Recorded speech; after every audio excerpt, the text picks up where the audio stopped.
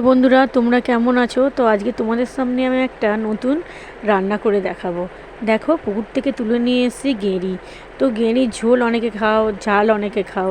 তো গেঁড়ির আজকে নতুন ধরনের একটা রান্না করে তোমাদের দেখাবো, আর তোমরা বাড়িতে বানাবে। আমি কাঁচা গেঁড়ি ছাড়াতে পারি না, যার জন্য আমি সেদ্ধ করে নিয়েছি। সেদ্ধ করে নিলে খুব সহজে ছাড়ানো হয়। দেখো, খুব সহজে ছাড়াতে পারছি, মুখগুলো আর এক্সট্রা করে ছাড়াতে হয় না, যার জন্য খুব ভালোভাবে ছাড়ানো হয়ে যায়। তো আমি একটা একটা করে ছাড়িয়ে নিচ্ছি বন্ধুরা। দেখো, আমি একটা একটা করে ছাড়িয়ে নিচ্ছি। তো দেখো, পেঁয়াজ, আদা, রসুন, আলু এবং গেঁড়িটাও ছাড়িয়ে নিয়েছিলাম, পরিষ্কার করে ধুয়ে নিয়েছি। তো এখানে পোস্ত, আদা রসুন বাটা। তেলটা গরম হয়ে এসছে, এবার গেঁড়িটা আমি দিয়ে দেবো। গেঁড়িটা দিয়ে আমি একটু নেড়ে নেবো, ভাজা ভাজা করে নেবো। গেঁড়িটা ভেজে নিলে হরহরে ভাবটা থাকে না, ভালো খেতে লাগবে। যেহেতু ভাপানো আমার ছিল, তেল গরম হয়ে গেছিলো, আবার একটুখানি তেল দিয়ে দিলাম, না অল্প তেল ছিল তো তাই। তো তেলটা দেওয়ার পরে আমি পেঁয়াজটা দিয়ে দিচ্ছি।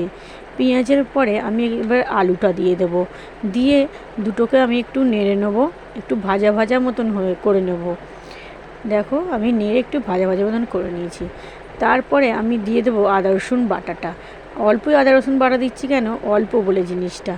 তো তোমরা ঘরে অবশ্যই বানাবে, রান্না করে খাবে, খেয়ে বলবে কমেন্টে কেমন খেতে লেগেছে। দেখো, ভাজা ভাজা হয়ে গেছে। এবার দিয়ে দিলাম আমি টমেটোটা দিয়ে এবার আমি একটুখানি নুন দিয়ে দেব। দিলে একটুখানি নুন দিয়ে দিচ্ছি, তারপর একটু স্বাদ মতন চিনি দিয়ে দেবো। অল্পই চিনি দেবে, 2-4টে দানা দিলেই হবে চিনি, রঙও আসবে এবং খেতেও স্বাদ লাগে।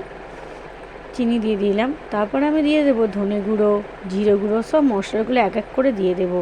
হলুদ গুঁড়ো দিয়ে দিচ্ছি। এবারে লঙ্কা, তোমরা যেরকম ঝাল খাবে তেমনই লঙ্কাটা দিয়ে দেবে। লঙ্কা গুঁড়োও দিয়ে দিলাম। তো দেখো, সব দিয়ে এর আমি ভালো করে কষে নেবো। আলুটাও নাড়াচাড়া করে নিচ্ছি, কষে নিচ্ছি, যার ফলে ভালো কষলেই মশলাটা স্বাদ হবে। দেখো, আমি কষে নিয়েছি ভালো করে, সব জিনিস ভাজা হয়ে গেছে বা কষা হয়ে গেছে। এবার আমি সামান্য জল দিয়ে দেবো। জল দিয়ে দিচ্ছি। এবারে আলুটাও সেদ্ধ হবে। তারপরে দিয়ে দেবো গেঁড়িটা যে নেড়ে রেখেছিলাম, ভেজে রেখেছি, সেই গেঁড়িটাও এই আলুর সঙ্গে দিয়ে দেবো, একটু সেদ্ধ হয়ে যাবে। তো দেখো, গেঁড়িটা আমার অল্পই হয়ে গেছে। তো দেখো, কষা হয়ে গেছে মশলাটা। এবার সব জিনিসগুলো সেদ্ধও হয়ে গেছে, খুব ভালো কালার এসছে, সেদ্ধ হয়ে গেছে। এবার আমি দিয়ে দেবো পোস্ত বাটাটা, কেন এখন না হওয়ার সময় হয়ে গেছে, তো তাই জন্য পোস্ত বাটাটা লাস্টেই দেয়, তরকারি দিলে খুব সুন্দর স্বাদ হয়। তো পোস্তটা দিয়ে আমি একটুখানি নেড়ে নেবো বা খানিকক্ষণ একটুখানি রাখবো। রেখে নিয়ে এবারে আমি দেখবে কি সুন্দর খেতে লাগবে। তোমরা অবশ্যই কিন্তু বানাবে। এটার নাম হচ্ছে গেঁড়ির পেঁয়াজ পোস্ত। তো গেঁড়ির পেঁয়াজ পোস্তটা আমার রেডি হয়ে গেছে। দেখো কত সুন্দর হয়েছে। তোমরা বাড়িতে অবশ্যই বানাবে। পোস্ত বাটাটা একটু বেশি দেবে, খেতে স্বাদ হবে।